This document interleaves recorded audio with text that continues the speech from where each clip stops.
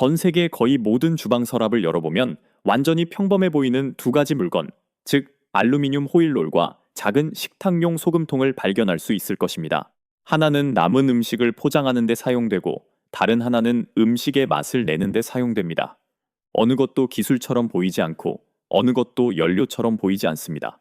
그럼에도 불구하고 적절한 조건에서 이 두 가지 단순한 물질이 결합하면 측정 가능한 열이라는 놀랍도록 강력한 것을 만들어낼 수 있습니다. 처음에는 이 아이디어가 거의 터무니없게 들립니다.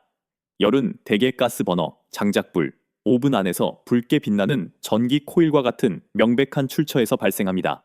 이러한 각각의 시스템은 외부 연료나 전력망 연결에 의존합니다. 하지만 알루미늄 호일과 소금은 눈에 띄지 않고 저렴하며 겉보기에는 반응성이 없는 상태로 전 세계 주방에 조용히 자리 잡고 있습니다.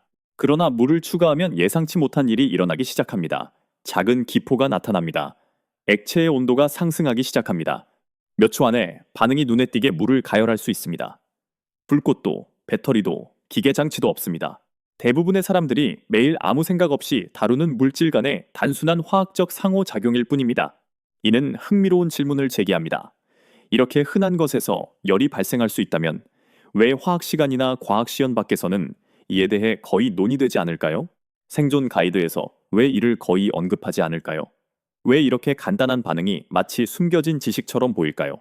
이 미스터리를 이해하려면 알루미늄 호일이 주방 서랍에 전혀 존재하지 않았던 100년도 더 전으로 거슬러 올라가야 합니다. 알루미늄이 지구상에서 가장 흔한 물질 중 하나가 되기 전에는 한때 은보다 더 가치 있는 것으로 여겨졌기 때문입니다. 오늘날 알루미늄은 거의 일회용처럼 보입니다. 샌드위치를 포장하고 베이킹 트레이를 감싸며 수톤씩 재활용 쓰레기통으로 사라집니다. 하지만 19세기 중반의 알루미늄은 결코 평범한 것이 아니었습니다. 사실 그것은 지구상에서 가장 비싼 금속 중 하나였습니다. 1850년대에 알루미늄 생산은 믿을 수 없을 정도로 어려운 화학적 과제였습니다. 이 금속은 지각에 풍부했으며 보크사이트와 같은 물질과 광물 안에 갇혀 있었습니다. 하지만 순수한 알루미늄을 추출하는 데는 비효율적이고 극도로 비용이 많이 드는 복잡한 과정이 필요했습니다. 그 결과 1온스 약 28g의 알루미늄이 거의 700원에 팔릴 수 있었는데 이는 당시 은 가치의 3배가 넘는 놀라운 가격이었습니다. 희소성과 눈부신 광택 때문에 알루미늄은 빠르게 사회적 지위의 상징이 되었습니다. 부유한 수집가들은 작은 알루미늄 막대와 보석을 대화의 소재로 전시했습니다.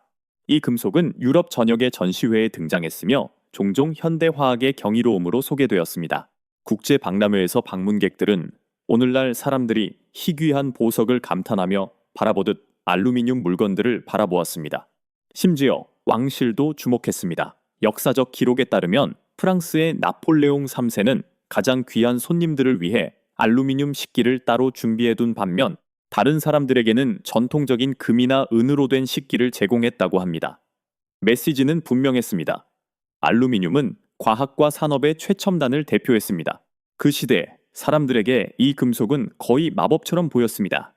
가볍고 부식에 강하며 광택을 낸 강철보다 더 빛났습니다.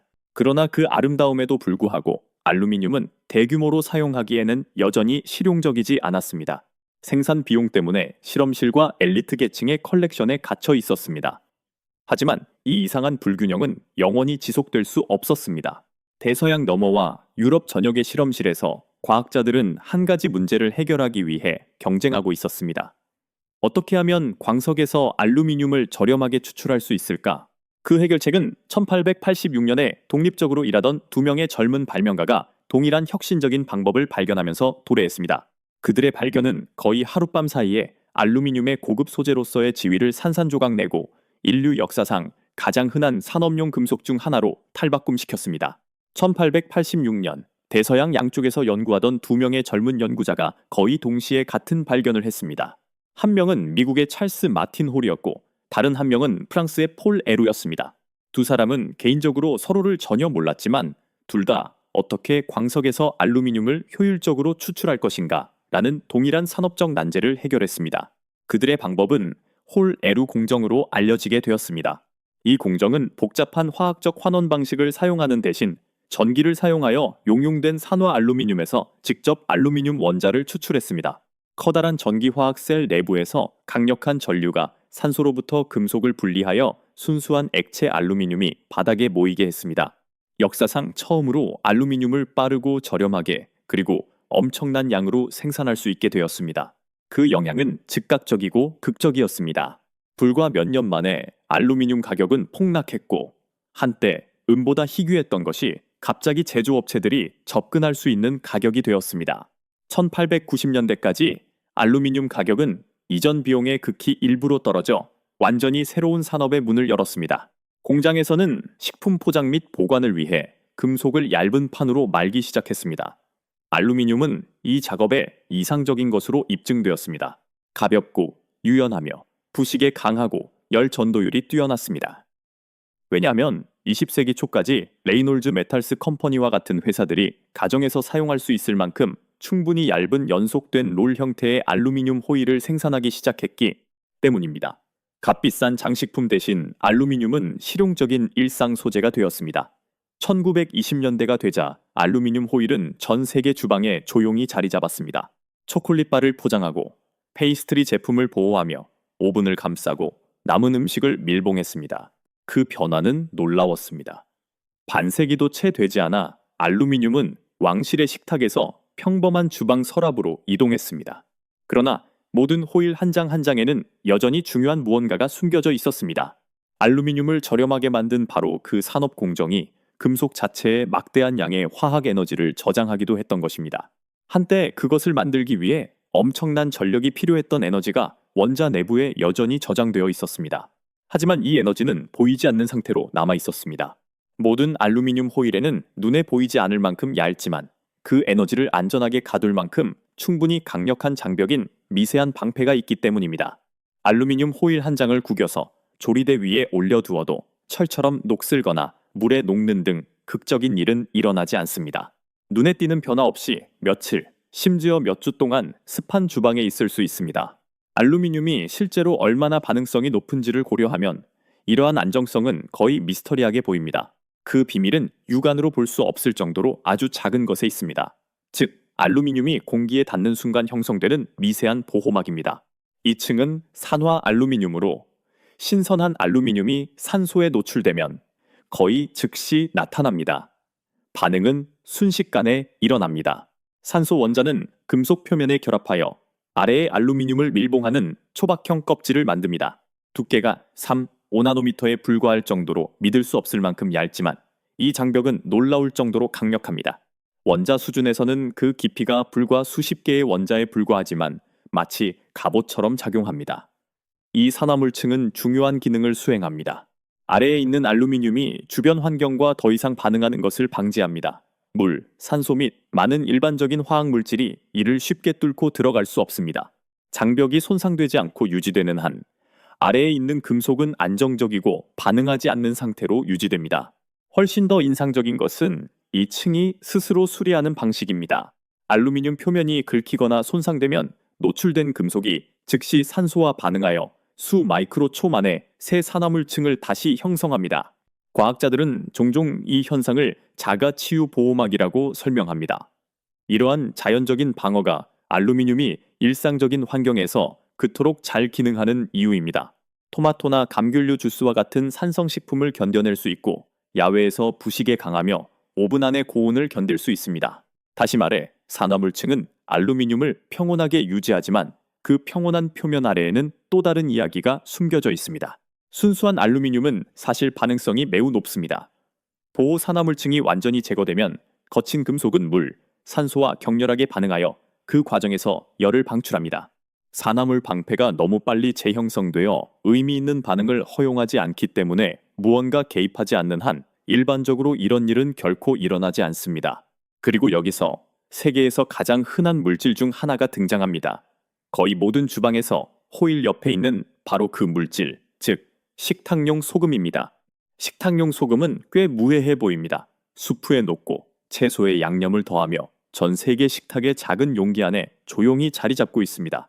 화학적으로 볼 때 그것은 단순히 염화나트륨으로 나트륨 원자와 염소 원자가 결정 구조로 결합된 화합물입니다. 하지만 소금이 물에 녹으면 그 구조가 무너집니다. 결정은 나트륨 이온과 염화 이온이라는 전기를 일입자인 이온으로 나뉩니다. 나트륨 이온은 눈에 띄지 않게 물속을 떠다닙니다. 반면에 염화 이온은 훨씬 더 공격적입니다.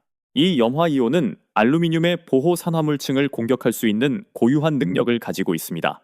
소금물이 구겨진 호일에 닿으면 염화 이온이 금속 표면을 파고들기 시작합니다. 산화막의 약한 지점에서 그들은 천천히 장벽을 뚫고 보호층에 미세한 구멍을 만들 수 있습니다. 과학자들은 이 과정을 공식 전부식이라고 부릅니다. 글쎄요, 그 아래에 있는 작은 알루미늄 덩어리를 노출시키는 국부적인 손상의 한 형태입니다. 순수한 금속이 드러나면 반응이 거의 즉각적으로 시작됩니다. 노출된 알루미늄은 물 분자와 반응하여 수산화 알루미늄을 생성하고 수소가스를 방출합니다. 반응이 진행됨에 따라 호일 표면에 작은 수소 기포가 형성되어 액체를 뚫고 올라옵니다. 동시에 열이 방출됩니다. 이는 알루미늄에 그것을 만드는 데 사용된 산업 공정에서 저장된 화학 에너지가 포함되어 있기 때문에 발생합니다. 금속이 반응하여 새로운 화합물로 변할 때 그 저장된 에너지의 일부가 열 에너지의 형태로 방출됩니다. 그 결과는 눈에 보이고 측정 가능합니다. 기포가 호일 표면에서 지글거리며 물이 가열되기 시작합니다. 소규모 시연에서 소금물에 넣은 작은 호일 조각만으로도 단 몇 초 만에 컵의 온도를 몇 도 정도 올릴 수 있습니다. 마치 숨겨진 속임수처럼 평범한 물질들에 의해 촉발되는 조용한 반응처럼 보입니다. 그렇지 않나요? 우리 주방에서 보는 것은 단순한 평범한 물건이 아니라 농축된 에너지 캡슐입니다. 수천 년 동안 알루미늄은 광석 속에 갇혀 있었으며 인간의 천재성이 그것을 해방할 전기적인 열쇠를 찾을 때까지 그 비밀을 간직해왔습니다. 오늘날 우리는 간식의 신선함을 유지하는데 그것을 사용하면서 우리 손가락 아래에 있는 것이 한때 왕과 황제에게만 허락되었던 금속이라는 사실을 잊고 있습니다. 소금 및 물과의 이 화학 반응은 우리의 현대 세계를 창조하는 데 필요했던 엄청난 힘에 대한 조용한 일깨움입니다. 이는 과학이 정교한 실험실이나 복잡한 원자로에만 있는 것이 아니라 싱크대 아래 서랍 안에도 있다는 것을 우리에게 상기시켜줍니다. 다음에 호일 한 장을 뜯을 때 그 은빛 광택을 바라보세요. 당신은 단순한 포장지를 보는 것이 아니라 미세하고 스스로 치유되는 갑옷, 그리고 재발견되기를 참을성 있게 기다리는 엄청난 양의 에너지라는 100년의 혁신을 보고 있는 것입니다. 계속 호기심을 갖고 평범함 그 너머를 바라보세요. 눈에 띄는 곳에 숨겨진 또 다른 비밀을 밝혀낼 다음 에피소드에서 뵙겠습니다.